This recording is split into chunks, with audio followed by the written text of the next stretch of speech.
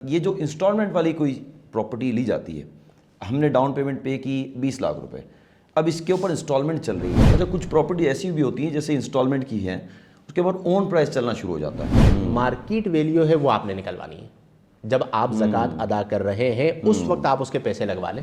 وہ پیسے جمع کر رہا ہے کہ آگے جا کے بچی کو گھر لے کے دے گا۔ تو جو آپ کے پاس اماؤنٹ موجود ہے وہ کسی بھی پرپس سے آپ نے رکھی ہے، ایون کہ آپ نے حج کے لیے پیسے جمع کیے تو اس پر بھی آپ کو زکوٰۃ دینی ہے۔ اللہ اللہ اللہ اللہ اللہ۔ یہ جو انسٹالمنٹ والی کوئی پراپرٹی لی جاتی ہے، ہم نے ڈاؤن پیمنٹ پے کی 20 لاکھ روپے، اب اس کے اوپر انسٹالمنٹ چل رہی ہے، تو اس کے اوپر اس کے اوپر زکوٰۃ کس طرح دی جائے گی؟ یعنی جتنی انسٹالمنٹ بھر چکا ڈاؤن پیمنٹ اور آگے مزید پیمنٹ کرنی ہے، اس کا حوالے سے ڈاؤن پیمنٹ پلس جو انسٹالمنٹ بھر چکا اس کی زکوٰۃ وہ ادا کرے گا، کیونکہ اس کی حیثیت قرض کی ہے نا، کہ آپ کے پیسے اس کے پاس چلے گئے تو یہ آپ کے پیسے ہیں، ملکیت آپ کی ہے۔ اب جب آپ حساب کرنے کے لیے بیٹھے تو آپ کی اماؤنٹ بنی مثال کے طور پر 50 لاکھ روپے آپ کے پاس موجود ہے۔ اب آپ سوچتے ہیں کہ جی میں نے 20 لاکھ روپے ڈاؤن پیمنٹ کی تھی اور 10 لاکھ روپے جو ہے وہ میں انسٹالمنٹ بھر چکا ہوں، تو 30 لاکھ روپے ہو گئے۔ اب آپ 80 لاکھ روپے کا حساب کریں گے ادائیگی زکوٰۃ کے لیے، آپ 80 لاکھ روپے کا حساب کریں گے، کیونکہ جو آپ کی ملکیت میں حاجت اصلیہ سے زائد چیز موجود ہے اور اسے آپ نے تجارت کے ارادے سے لیا ہے، تو پھر آپ اس کے اندر اس پوری اماؤنٹ کا حساب کر کے اس کی زکوٰۃ ادا کریں گے۔ اچھا، کچھ پراپرٹی ایسی بھی ہوتی ہیں جیسے انسٹالمنٹ کی ہیں، اس کے بعد اون پرائس چلنا شروع ہو جاتا ہے۔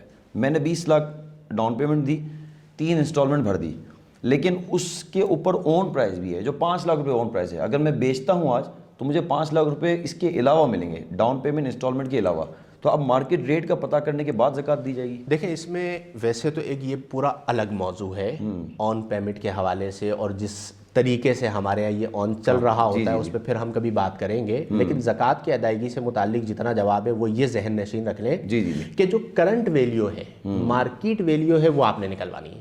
جب آپ زکوٰۃ ادا کر رہے ہیں اس وقت آپ اس کے پیسے لگوا لیں۔ اس وقت جو پیسے لگیں گے مارکیٹ میں وہ اماؤنٹ ہے جس پہ آپ نے زکوٰۃ دینی ہے۔ اچھا، ٹھیک ہے۔ اچھا حضرت والے، یہ جیسا آپ نے بتایا کیش پر بھی زکوٰۃ ہے، اور گھر کے لیے اگر کوئی رقم جمع کرتے ہیں، جیسے کیش پہ تو پتہ چل گیا جو ہمارے پاس جمع ہے، لیکن ایک وہ شخص ہے جو آگے سوچ رہا ہے کہ میں گھر لوں گا، تو وہ بھی اماؤنٹ جمع ہو گیا 50 لاکھ۔ جی، اور دوسرا سوال اس کے ساتھ یہی بنتا ہے کہ وہ پیسے جمع کر رہا ہے کہ آگے جا کے بچی کو گھر لے کے دے گا شادی کے بعد، تو اس رقم پہ بھی زکوٰۃ؟ بالکل زکوٰۃ ہوگی، چونکہ صاحب نصاب ہے نا، اور ابھی تک وہ اماؤنٹ آپ کے پاس موجود ہے۔ یہ 2-3 طرح کی صورتیں بنتی ہیں۔ پہلی صورت تو وہ ہے کہ گھر بنانا ہے تو اماؤنٹ جمع کرنا شروع کر دی، بچی کی شادی کرنی ہے تو پیسے جمع کرنا شروع کر دیے، یا بچی کو گھر لے کر دینا ہے تو پیسے جمع کرنا شروع کر دیے۔ اب چونکہ جو اماؤنٹ آپ کے پاس موجود ہے وہ صاحب نصاب ہے، آپ جب صاحب نصاب ہے تو اس کی زکوٰۃ ہر سال ادا کرنا لازم ہے۔ تو یہ بڑا اہم مسئلہ ہوتا ہے کہ بعض لوگوں کی اس کی طرف توجہ نہیں ہوتی، جس کے نتیجے میں نقصان ہوتا ہے اور معاشرے کے اندر پھر جو ہے وہ عدم توازن پیدا ہوتا ہے۔ تو جو آپ کے پاس اماؤنٹ موجود ہے وہ کسی بھی پرپس سے آپ نے رکھی ہے، ایون کہ آپ نے حج کے لیے پیسے جمع کیے تو اس پر بھی آپ کو زکوٰۃ دینی ہے۔ اچھا، اگر آپ نے عمرے کے لیے پیسے رکھے ہیں آپ کو اس پر بھی زکوٰۃ دینی ہے، اگر وہ صاحب نصاب تک یا حد نصاب تک پہنچ جاتا ہے۔ تو ان تمام صورتوں کے اندر جب کل حساب لگایا جائے گا تو اس میں اس اماؤنٹ کو شامل کیا جائے گا، سوائے ایک صورت کے کہ اگر بچے نابالغ ہیں اور ان کی ملکیت میں کوئی چیز دے دی ہے، گولڈ دے دیا ہے، جیسے بچوں کے لیے سونا خرید لیتے ہیں تو وہ خریدتے ہی بچوں کی ملکیت میں چلا جاتا ہے، چونکہ باپ ولی ہوتا ہے۔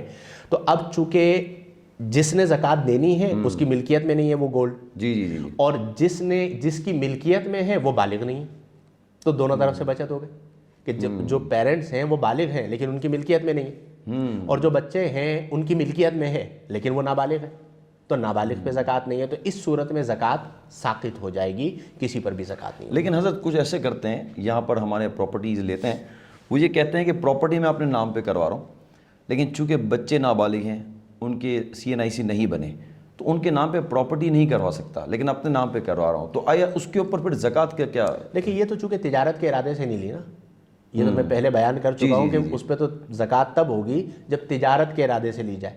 تو اگر کسی نے بچوں کے لیے گھر خریدا ہے تو اس میں ویسے بھی زکوٰۃ نہیں ہے, وہ تو اسی کی ملکیت ہوگی, اس کی ملکیت. اب وہ جب بالغ ہوگا تو اس کے اوپر زکوٰۃ فرض ہوگی, وہ بھی زکوٰۃ فرض نہیں ہوگی نا, چونکہ سامان تجارت نہیں ہے نا. جی وہ ہم پہلے بیان کر چکے ہیں کہ پراپرٹی پہ زکوٰۃ تب ہوگی جب پراپرٹی خرید و فروخت کے ارادے سے خریدی جائے.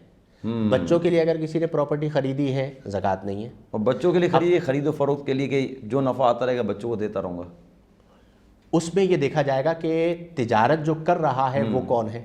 یعنی تجارت اگر وہ خود کر رہا ہے, نفع دیکھیں ہر کوئی کس کے لیے کماتا ہے, اپنے لیے کماتا ہے اور بچوں کے لیے کماتا ہے نا. پھر تو ہر بندہ کہے گا بھائی میں تو بچوں کے لیے کر رہا ہوں, تو پھر تو اس کے لیے کوئی راستہ نہیں بنے گا. تو اگر وہ خود تجارت کر رہا ہے, ملکیت اس کی ہے, تو اس صورت کے اندر اس کی زکوٰۃ ادا کرنی ہے. وہ یہ آپ سے سوال میں نے اس لیے کانٹرا کیا کہ بہت سارے لوگ زکوٰۃ نہ دینے کے لیے ہیلے نکالتے ہیں. کیا میں نے بچے کے لیے لیا ہے, یہ تو نفع بچے کا ہی ہے. تو دیکھیں بات یہ ہے عبد الباسط بھائی کہ اللہ تعالیٰ نیتوں کو جانتا ہے. بے شک. اور آپ جانتے ہیں کہ زکوٰۃ 100 روپے پہ 2.5 روپے. تو جس رب نے آپ کو اتنا مال عطا فرمایا ہے, آپ نے اس میں سے اتنا سا دینا ہے. اور یہ جو آپ دے رہے ہیں یہ مال آپ کے بقیہ مال کی, یعنی جو زکوٰۃ ہے وہ آپ کے بقیہ مال کی حفاظت کر رہی ہے. ٹھیک ہے, وہ آپ کے بقیہ مال کو محفوظ بنا رہی ہے. وہ آپ کی جان میں, آپ کی ذات میں اور آپ کے مال میں باعث برکت بن رہی ہے. تو اب آپ کی اپنی سوچ ہے کہ آپ کو کون سا راستہ اختیار کرنا ہے, آپ کو سخی بننا ہے یا بخیل بننا ہے.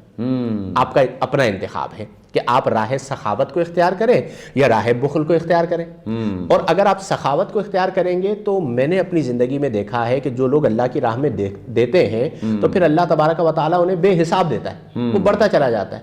اور جو بچانے کے چکر میں ہوتے ہیں, کبھی وہ خود بیمار ہوتے ہیں, کبھی ان کی زوجہ بیمار ہوتی ہیں, کبھی ان کی اماں بیمار ہوتی ہیں, اور وہ سارے پیسے جو بچائے ہوتے ہیں وہ بالآخر جا کے ہاسپٹل میں دے کر آتے ہیں, ڈاکٹرز کو دے کر آتے ہیں. تو آپ اللہ کی راہ میں دیجئے, اس کی برکت سے صدقہ جو ہے وہ بلاؤں کو دفع کرتا ہے.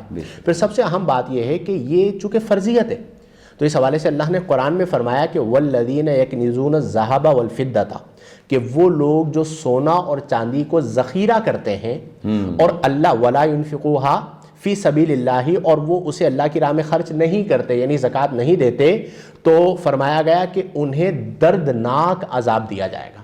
اس پر وعید بیان کی گئی ہے.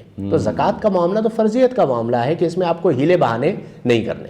اور ضمناً میں یہ بات کہتا ہوں کہ زکوٰۃ کے حوالے سے کسی کو بھی ہیلا نہیں کرنا چاہیے. یہ بھی ہمارے معاشرے کا ایک بہت بڑا المیہ ہے کہ قرآن میں مصارف زکوٰۃ متعین ہیں کہ انما الصدقات للفقراء والمساکین والعاملین علیہا والمؤلفۃ قلوبہم وفی الرقاب وغیرہ. تو ان میں جس ترتیب سے اللہ نے مصارف زکوٰۃ کو بیان کیا ہے, یعنی ان لوگوں کو جنہیں زکوٰۃ دی جا سکتی ہے, تو اسی ترتیب سے زکوٰۃ دی جائے گی. اور اس میں اللہ نے سب سے پہلے بیان فرمایا انما الصدقات للفقراء. صدقات کس کے لیے ہیں؟ فقیروں کے لیے. آپ دیکھیے نا کہ زکوٰۃ سے آپ بس سدھی بنا سکتے.